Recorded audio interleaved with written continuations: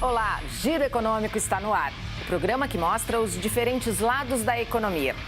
Ricardo Senes, economista e cientista político, e eu, Maria Manso, vamos conversar hoje sobre a Copa do Mundo no Catar, futebol e esportes.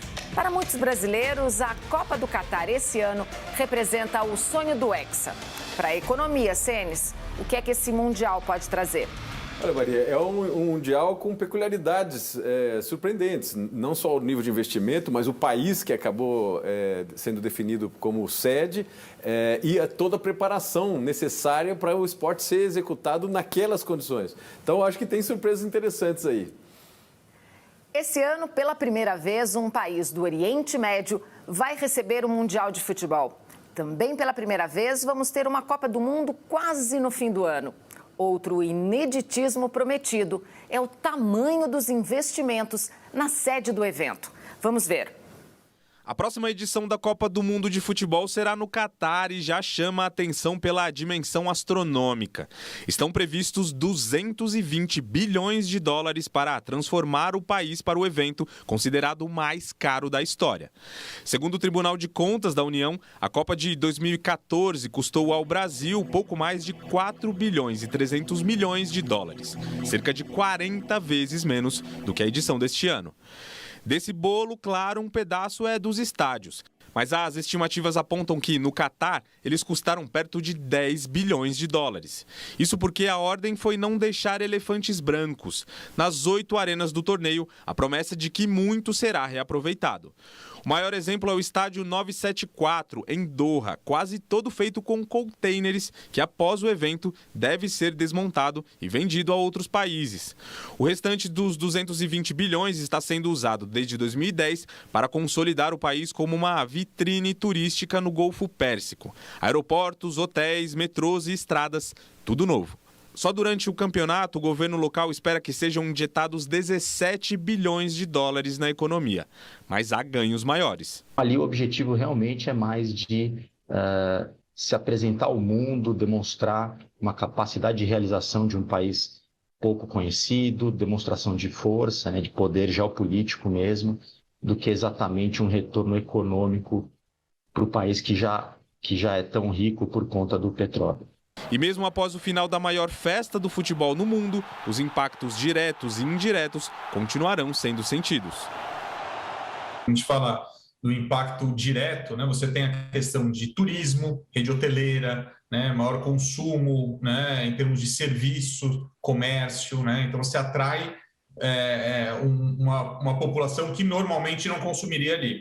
E o indireto é essa questão de infraestrutura, isso fica de alguma maneira. Então, toda a geração de emprego que foi feita para as construções, não só das arenas, não só dos estádios, mas com todo o entorno, seja parte de aeroportos, de logística, tudo isso acaba ficando de certa maneira. Os bolsos de quem organiza e transmite o maior evento do esporte mais difundido do mundo também deverão sair cheios. A previsão da FIFA é terminar a edição de 2022 da Copa com uma receita de 6 bilhões e 400 milhões de dólares a mais na própria conta. É o principal produto da FIFA, ela é extremamente lucrativa, não só em propriedades comerciais, mas direitos de transmissão, e todo o entorno que isso gera. Nós estamos falando de quase 80% do faturamento da FIFA vindo originado da Copa do Mundo. Tanto que a entidade, pelo contrário, ela tem pensado em torná-la mais frequente, a cada 2 anos, e além de aumentar o número de seleções, com o objetivo de torná-la cada vez maior. E, de fato, os resultados vêm crescido ao longo dos anos. Senes, organizar uma festa mundial do tamanho de uma Copa do Mundo custa muito dinheiro, como a gente viu, mas também gera muito retorno. Colocando na balança, compensa para o país? Olha, Maria, eu acho que é um bom ponto isso, porque passou pelo país, a Copa, o Pan-Americano, esses eventos esportivos de caráter global, ou pelo menos regional, eles são situações únicas, onde você consegue, durante um período de um mês e meio, de maneira muito intensa, ter a atenção inteira do mundo nas suas cidades, no seu país, imobilizando os mais diversos campos da economia. Então, assim, obviamente, todo o direito de imagem, questão de marketing, propaganda, toda a indústria de equipamento que está vinculado a isso, toda a indústria do turismo vinculado a isso, mas também questões vinculadas a interesses do chamado soft power dos países. Os países entram no radar internacional. Países que poucas pessoas conhecem, de repente, depois de um evento desse, passa a ser conhecido. Ou cidades dentro de grandes países, né? Então, é uma situação, como foi mencionado aqui na matéria, é um produto raro. Eventos dessa magnitude é um produto raro e, portanto, tem muito valor. Quando a Copa passou aqui pelo Brasil, em 2014, deixou muitas obras inacabadas. Na esquina da minha casa, por exemplo, ainda tem a linha Ouro do metrô, que deveria ligar os 2 principais aeroportos de São Paulo, que até hoje não foi entregue ainda. Isso é um prejuízo, a gente pode chamar assim? Certamente. Aí a questão, eu acho que é o país ser um bom gestor ou não do ponto de vista de um evento dessa magnitude. Porque, de novo, acho que você lembrou bem outra dimensão. Esses eventos também implicam numa mudança, por exemplo, da logística disponível, não só no evento e que depois fica para depois. Por exemplo, ligações rápidas via metrô, VLTs, trens, reurbanização de áreas importantes. Agora, a questão é se você administra isso mal, se tem não só má gestão, mas às vezes até desvio, corrupção, obviamente o resultado final pode ser muito menor do que se inicialmente se projetou. Mas bons casos existem e eles, por isso, talvez gerem tanto interesse de novos países querendo sediar esses eventos internacionais. Aqui no Brasil, é ano de eleição. A economia segue como uma das maiores preocupações das pessoas e o endividamento das famílias bateu um novo recorde. Mas quando se fala em Copa do Mundo, parece que todo o restante fica menor. Será que esse ano também vai ser assim? Álbum de figurinhas, camisetas, ruas decoradas com as cores da bandeira.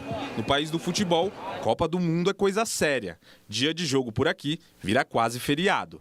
A expectativa por produtos da Copa é sempre grande, mas esse ano os apaixonados por futebol levaram um susto na hora de comprar o álbum de figurinhas oficial do evento. Só o álbum custa R$ 12,00 ou R$ 45,00 na versão de capa dura. Já o pacote de figurinhas veio dobrando de valor de 2014 para cá. Na Copa do Brasil, ele saía por R$ 1,00. Na da Rússia, por R$ 2,00.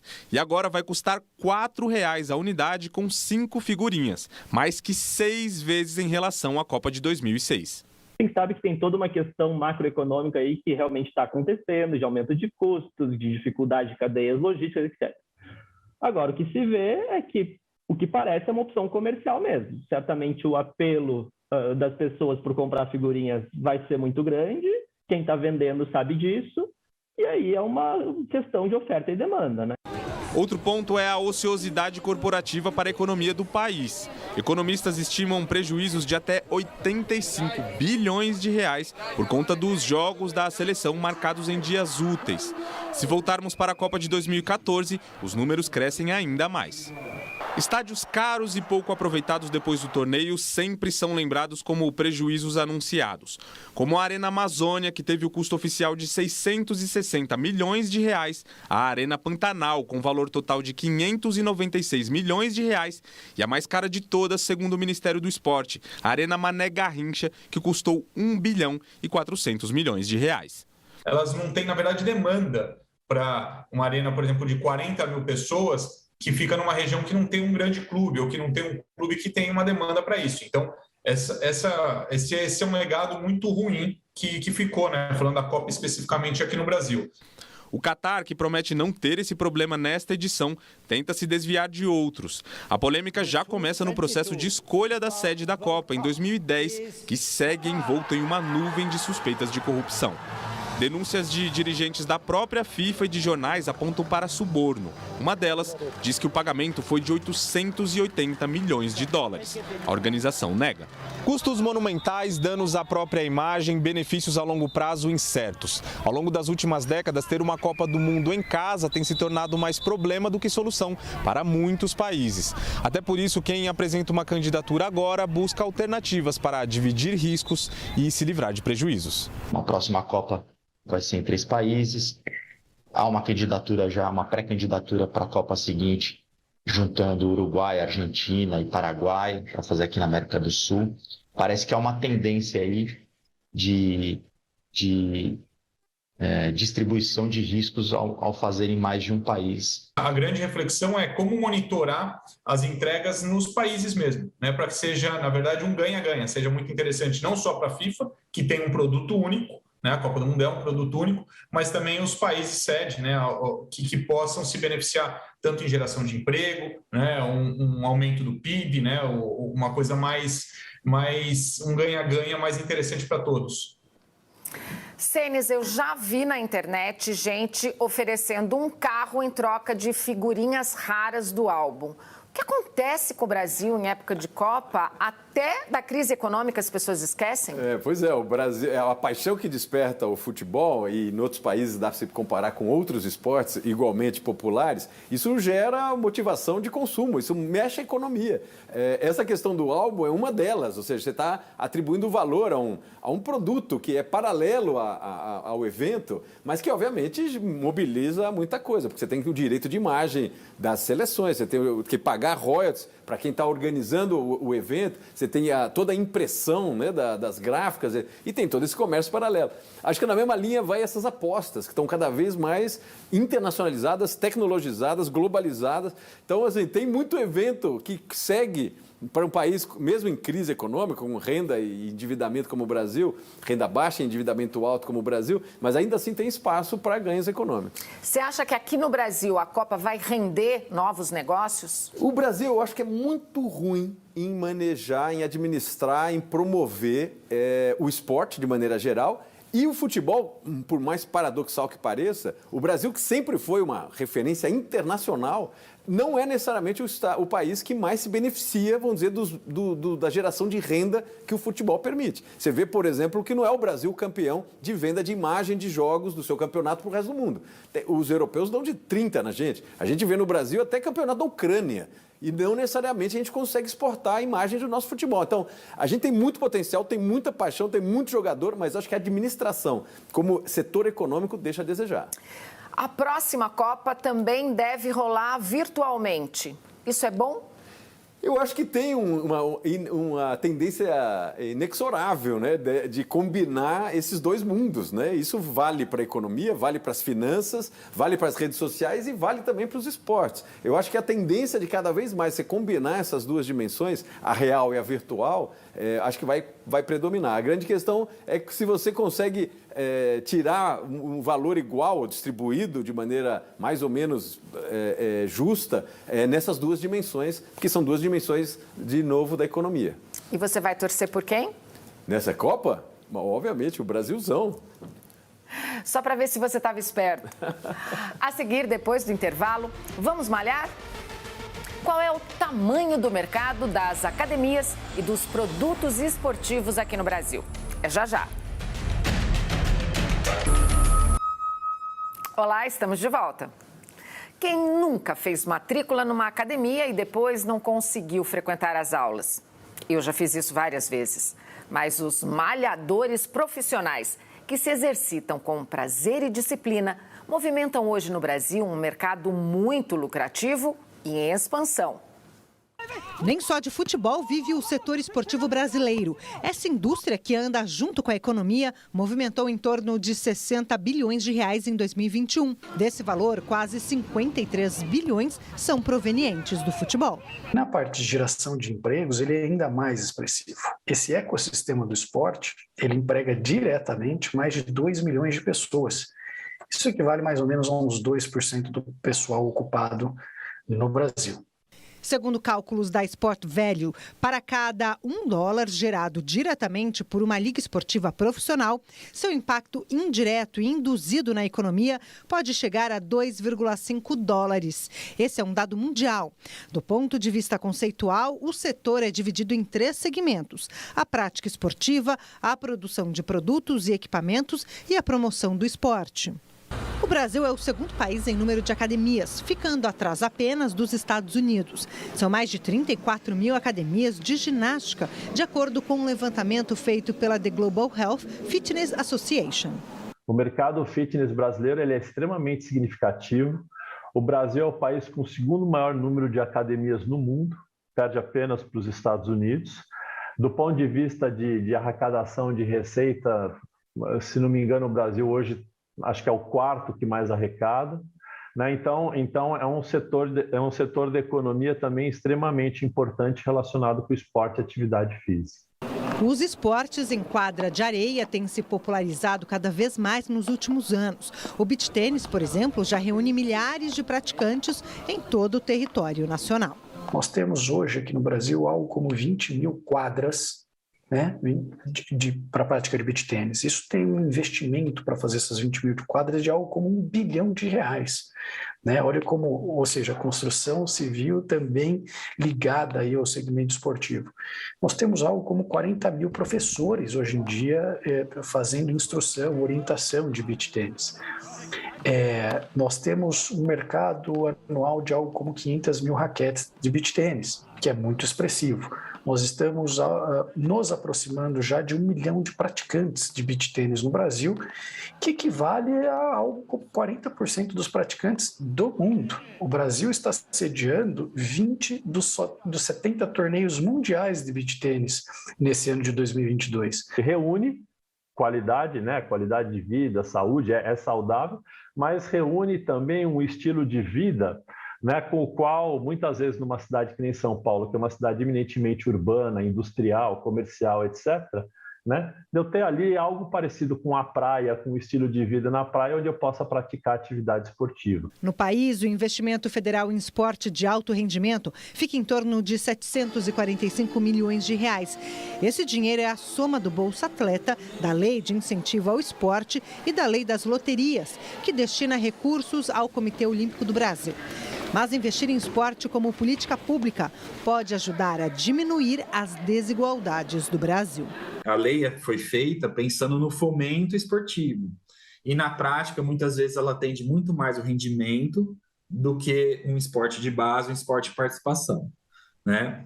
Mas a lei federal, por exemplo, de anos em anos, ela é votada se ela irá continuar ou não. Sem essa possibilidade de recurso, muitos projetos podem vir a acabar. O que acontece com isso, né? Muitas crianças, muitos jovens, muitos atletas, muitos adultos ficariam sem uma opção de serviço, onde o setor público não dá conta, onde essas pessoas não têm condição de ir no setor privado. Senis, investir em esporte é 1.001 utilidades, é isso? Olha, é interessante olhar esse setor como setor econômico com baixíssimas externalidades negativas que se fala na economia, ou seja, você tem pouco problema que pode ser derivado desse investimento. Então, é um investimento que todas as derivações dele tendem a ser muito positivas para a saúde, para tecnologia, para a indústria, para a infraestrutura, tem a ver com educação e, como você mencionou, tem a ver com bem-estar, e bem-estar no sentido amplo da palavra, ou seja, você até reduz índices, por exemplo, de criminalidade. Existe uma correlação em algumas áreas da cidade que, quando aumenta esporte, diminui criminalidade, diminui custo no sistema de saúde. Obviamente, pessoas mais saudáveis usam menos o sistema de saúde. Então, assim, é incrível como ele é subestimado do ponto de vista de atividade econômica, em particular pelo número de externalidades positivas que ele gera. E ele vem rendendo no mundo todo, né? Você trouxe um gráfico que mostra isso. Exatamente. Esse é um setor que tem crescido. Isso aqui é o mercado mundial de esportes em bilhões de dólares e é projeção para 2026. O que a gente vê é uma taxa de crescimento surpreendente e, como dizem esses relatórios, o esporte está virando o segundo maior setor dentro do grande setor de entretenimento. Ele está colado no setor de turismo, por exemplo. Então, ele já virou um setor econômico. A gente não percebe. No Brasil, acaba sendo negligenciado. Mas no mundo inteiro, ele já é um vetor de crescimento econômico importante. E, de novo, Maria, eu acho que tem uma questão interessante, que é como ele é conectado a muitos setores diferentes. Do marketing, da questão de imagem, ao equipamento, ao tênis, que tem a ver com tecnologia, novos materiais, as escolas, as academias, né? É um setor, curiosamente, muito diversificado e pouco aproveitado como vetor de desenvolvimento. Já tem empresas querendo abraçar esse negócio, né? Exato. Esse é um setor que você tem clubes, às vezes, regionais ou mesmo clubes esportivos que sustentem times de futebol, etc., que não são empresas, que são associações sem fins lucrativos. Você tem o Estado, via escolas públicas, clubes públicos, etc., investindo como uma entidade de política pública. E você tem empresas que cada vez mais se organizam para explorar esse mercado. No Brasil, ainda você tem poucas empresas, ele está crescendo, mas ainda você tem poucas empresas estruturadas. Hoje, por exemplo, como a matéria mostrou também, quando se organizou o mercado de academias, que é um mercado relativamente recente, o Brasil virou rapidamente o segundo maior mercado de academias do mundo, né? Com alguma parte das empresas brasileiras de academias, inclusive internacionalizadas. Estão nos Estados Unidos, estão na América Latina. Então, assim, é interessante como esse processo de profissionalização, de ganho em capacidade de gestão, gera, obviamente, valores para dentro do Brasil, mas também até a capacidade de exportar valor por parte do país. Pode não ter muita lógica, porque a gente só movimenta os dedos, mas o mercado de games também está dentro dos esportes. Enorme crescimento, cada vez mais relevante, e também o que era só um game ali de jovens brincando de esporte, está virando profissional, está tendo cada vez mais conexão com grandes eventos, com venda de imagem, com marcas. Então, de novo, ele está seguindo um caminho de profissionalização e internacionalização que outros segmentos do esporte não eletrônicos também já seguiram. De novo, o Brasil precisa prestar atenção e ver como o nosso potencial, talvez nesse campo, é muito maior do que a gente, em geral, imagina. Cenis, nos próximos dias, no que é que a gente precisa prestar atenção aqui dentro e lá fora? Olha, Maria, vamos para esse exercício semanal aqui, né, da gente olhar temas que são críticos para a economia do Brasil. Eu acho que tem um do campo internacional. Esse braço de ferro entre a Rússia e a Europa no que diz respeito ao gás natural. Esse braço de ferro está começando, já está impactando em termos de inflação e crescimento a Europa, e ao impactar a Europa, impacta o resto do mundo. Então, isso vai afetar o Brasil. Por outro lado, a gente tem no país aqui uma situação muito peculiar. Esse período pré-eleitoral implicou numa série de pacotes de bondades de caráter estritamente de curto prazo por parte do governo federal e está gerando uma bolha de consumo, diminuindo a inflação, aumentando emprego, porém, me parece que ele é muito pouco sustentável e que a gente está armando um grande problema para o ano que vem. Para fazer comentários, sugerir temas para o programa, use a hashtag